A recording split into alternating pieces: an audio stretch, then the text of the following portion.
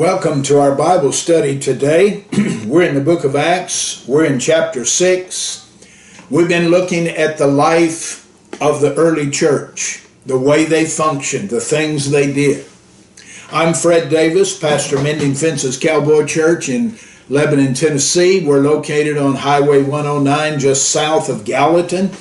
Just cross the river is Starstruck Farm. And that's where we meet, and we would invite you to come if you're not regularly active in another church. We do believe that you'll enjoy the fellowship that we have, and God would bless you for coming. So getting to our study, in Acts chapter 6, we're going to begin with verse 8. But what we find is, prior to this, some of the people had become discontent because they had a feeding program, and some of the Hebrew-speaking people felt that they were being neglected in the manner in which they were being fed.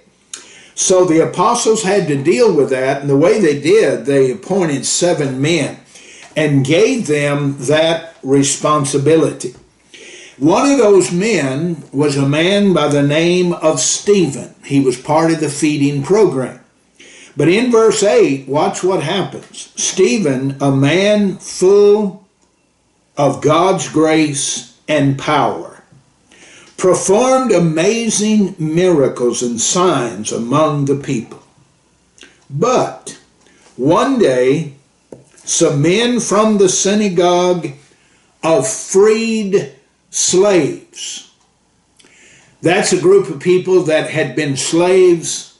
They'd been set free, and they had formed a religion around it, as it was called, started to debate with him. Here's Stephen, a man full of faith, full of God's grace. They started a debate with him.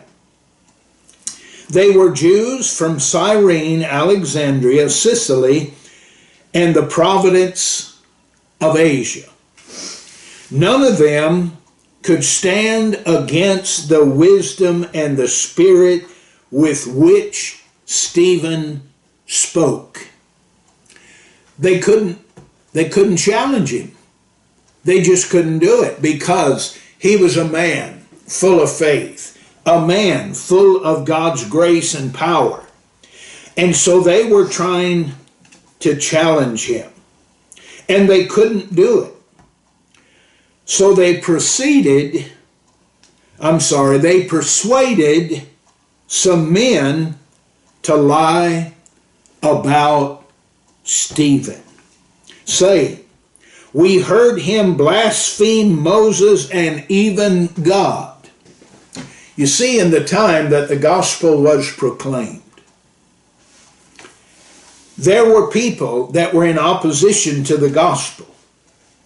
And so now they're lying about Stephen, saying that he blasphemed Moses and even God. This roused the people, the early elders and the teachers of religious law. So they arrested Stephen. They arrested him. Here's a guy working with the feeding program in the church, and they got into a debate with people from the synagogue of the freed slaves. And it caused an uprising among the religious people. And they arrested Stephen and brought him before the high council. The lying witnesses said, "This man is always speaking against the holy temple, against the law of Moses. We have heard him say, 'This Jesus of Nazareth will destroy the temple, change the customs Moses handed down to us.'" So, they misrepresented Stephen. Isn't that something? They misrepresented him. That's how the devil works. He's going to convince you that something has been said that is incorrect, and it becomes a lie. And at this point, everyone in the high council stared at Stephen, as if to say, how could you possibly say this? Because his face, listen, his face became as bright as an angel. So it's amazing. Here was a spiritual man who God had used in the church. He was a man full of God's grace and power. He performed many miracles. This group of the synagogue of the freed slaves got into an argument or a discussion with him, and he was arrested. Stephen was arrested. And they came in lying about him, and as a result, the high council wanted something to happen to Stephen. So, his face shone as bright as an angel.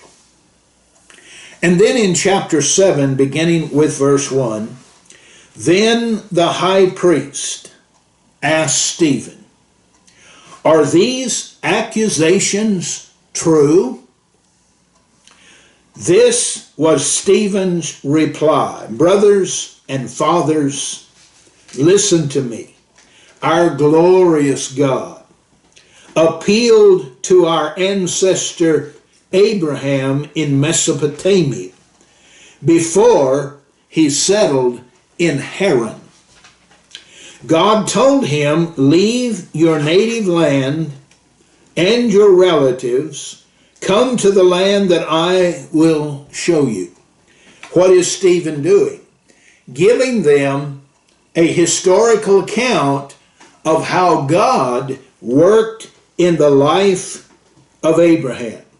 So Abraham left the land of the Chaldeans and lived in Haran until his father died.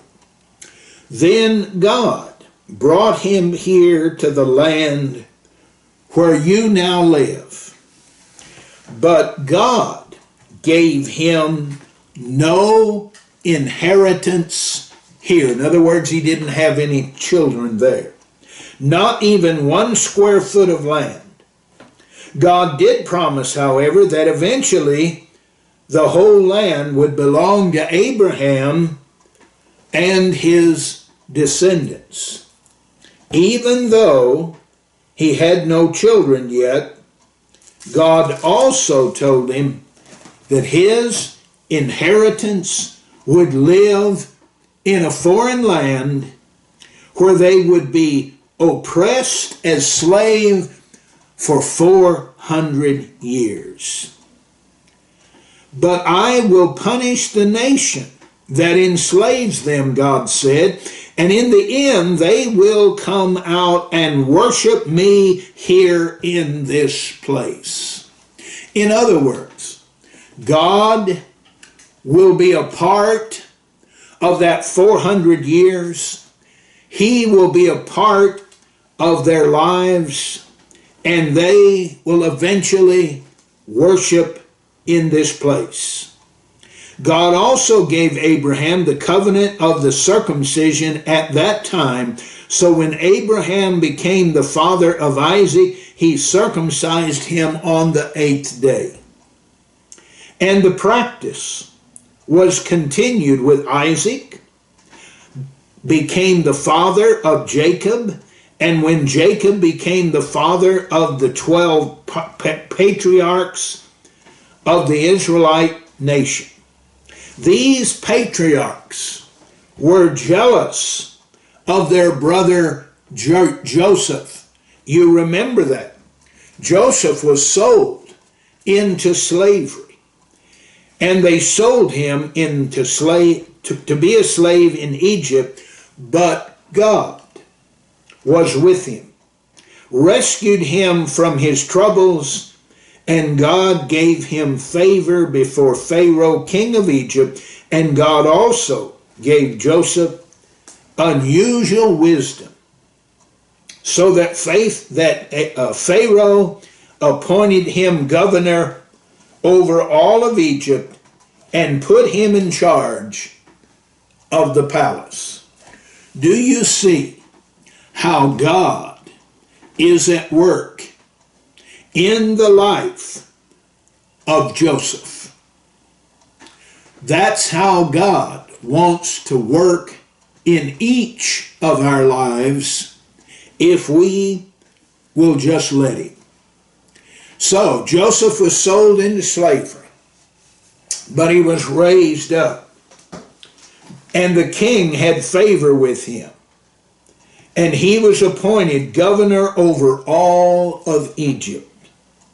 Verse 11, but a famine came upon Egypt and Canaan. There was great misery because of the famine, and our ancestors ran out of food. Jacob heard that there was still grain in Egypt, so he sent his sons, our ancestors, to buy some.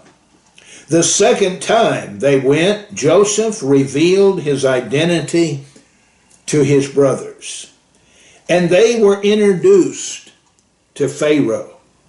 Then Joseph sent his father Jacob and all his relatives to come to Egypt, and 75 people in all. So Jacob went to Egypt. He died there, as did our ancestors. Their bodies were taken to Shechem, buried in the tomb Abraham had bought for a certain price from Hamor's son in Shechem. So what is Joseph, or what is Stephen trying to do? Stephen is giving these people a historical account of what has happened down through the generations of Abraham, and he is showing to them the hand of God in all that he does. I hope you'll think about this. You'll go back and read Acts chapter 7 and follow along as we study together how God has worked in the lives of the generations down through the years. Thank you for being with us today.